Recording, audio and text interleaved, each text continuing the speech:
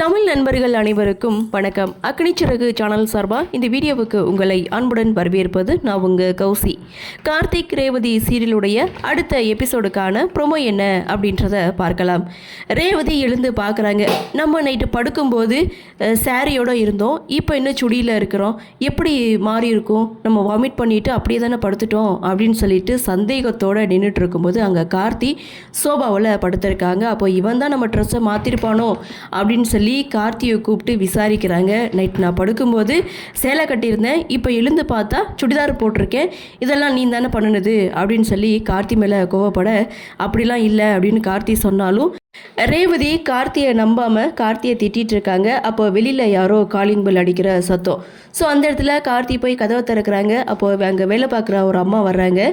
கையில் காஃபியோ அல்லது ஏதோ கொண்டு வந்து கொடுக்குறாங்க. இதெல்லாம் எனக்கு வேணாம், நான் நல்லா தான் இருக்கிறேன் அப்படின்னு சொல்ல, இல்லைம்மா அப்படின்னு சொல்லிட்டு ஒரு குட்டி ஃப்ளாஷ்பேக் சீனுக்கு போகிறாங்க. அதாவது கார்த்தி அந்த அம்மா கிட்ட ஒரு ஹெல்ப் கேட்டிருப்பாங்க. அவங்க வாமிட் பண்ணிவிட்டு அப்படியே தூங்கிட்டாங்க. இந்த ட்ரெஸ்ஸை மாற்றி விட முடியுமான்னு சொல்லி அந்த அம்மா கிட்டே கேட்க, அந்த அம்மா தான் ரேவதிக்கு ட்ரெஸ்ஸை மாற்றி விட்ருப்பாங்க.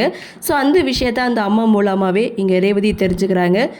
இதோட இந்த ப்ரொமோவை முடிக்கிறாங்க. இனிமேலாவது கார்த்தியை ரேவதி புரிஞ்சுப்பாங்களா அப்படின்ற ஒரு எதிர்பார்ப்போடு இந்த ப்ரொமோவை கொடுத்துருக்காங்க.